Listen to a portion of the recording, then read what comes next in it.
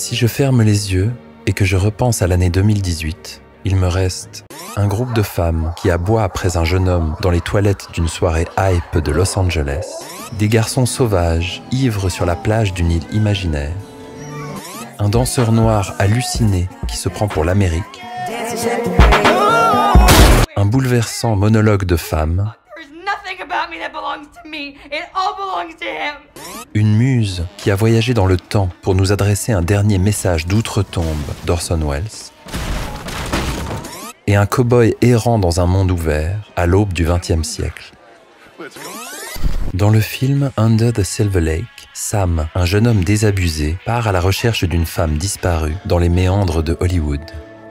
En 2018, le réalisateur David Robert Mitchell nous montre l'homme éternellement distrait, car toujours sollicité par les signes.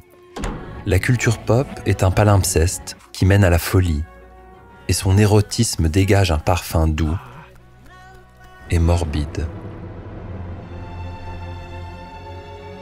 La ville, elle, appartient aux animaux. Everything belongs to the coyotes. They're just letting us use it. En 1974, un artiste allemand du nom de Joseph Beuys réalise une performance mythique. I like America and America likes me. Il a toujours refusé de fouler le sol américain tant que durerait la guerre du Vietnam. Une ambulance vient le chercher à son domicile à Düsseldorf et le conduit, emmitouflé dans une civière, vers une cage aménagée d'une galerie new-yorkaise, dans laquelle il passera 3 jours, lui, l'étranger, enfermé avec un coyote.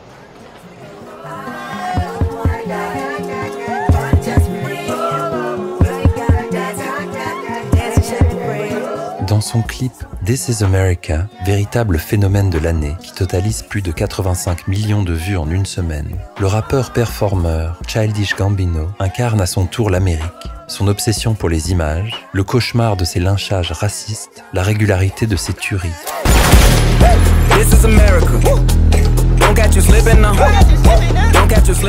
Gambino capte le mouvement fulgurant d'une émancipation qui se fait dans le sang. Se libérer du pouvoir ou de l'influence néfaste d'un autre, c'est la force qui est à l'œuvre dans The Deuce, la nouvelle création du foudroyant duo de The Wire, George Pelecanos et David Simon. La 2e saison en particulier s'attache à suivre l'ascension d'une ancienne prostituée qui devient réalisatrice. This is about the hunger and the terror and the risk. We all fucking risk to connect to each other. Oh my. What big ideas you have. D'une esclave qui se libère de son Mac. Everything I do, everywhere I go, every penny I spend, everything belongs to him. He is on me. He is in my head. He knows everything. What I wear, where I sleep, who I fuck. There is nothing about me that belongs to me. It all belongs to him. Et même, et c'est là tout le génie de la série, d'un macro qui se découvre une vocation d'acteur. Car tous ces personnages sont des produits de leur milieu, et ce qu'il faut changer, c'est moins le diable du coin de la rue que la manière dont on pense. There's no fixing this world, is there? Whatever it is, it's bigger than some pimps. It's bigger than all the whores and all the johns. It's something to do with how our brains work or don't. S'émanciper, c'est aussi quitter les terres du naturalisme pour s'aventurer dans celles du rêve et du désir grâce au garçon sauvage, l'ovni hallucinogène de l'année. Bertrand Mandico extrait une semence narrative captivante à partir d'une infinité de références littéraires et cinématographiques. Joliva. Analysons un infime fragment de son ADN.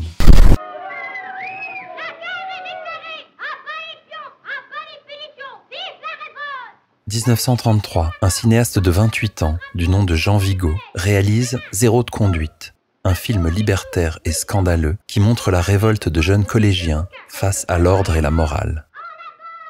Lorsqu'ils détruisent leur matelas et improvisent une célébration païenne, on aperçoit, au détour d'un plan ralenti, le sexe d'un adolescent pubère, libérant une vague d'énergie sexuelle.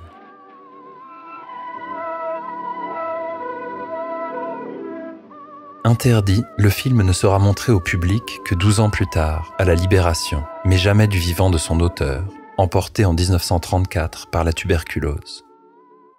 La scène des garçons sauvages reprend les motifs de ce matériau maudit, mais sur une chanson de Nina Hagen, on augmente la température jusqu'à atteindre la folie des bacchanales.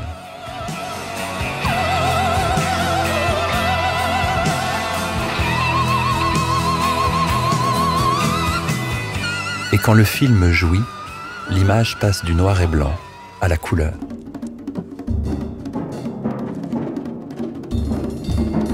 C'est aussi le principe du dernier film dans le film d'Orson Welles, qui vient éblouir les spectateurs par la splendeur de son 35 mm. Il s'appelle The Other Side of the Wind et il a mis 40 ans à nous parvenir. 40 ans pour en retrouver les rushs, le restaurer et démêler les sanglantes querelles de ses ayants droit. Splendide éloge du chaos et du désordre, plus pertinent que jamais en 2018. Il nous montre des hommes en crise et une femme qui vient détruire le divin phallus.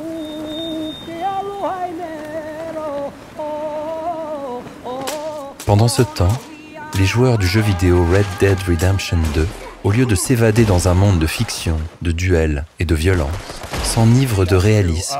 So we did get some new news this week that not only are the testicles on the horses animated, they're dynamic. They react to the weather system, so if you take your horse up in the mountains and it gets chilly, they're gonna...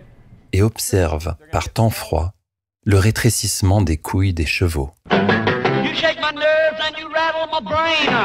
Too much love drives a man insane. You broke my will, but what a thrill. Goodness and gracious, great balls of fire. I like that look of I thought it was funny. You came along and moved me, honey.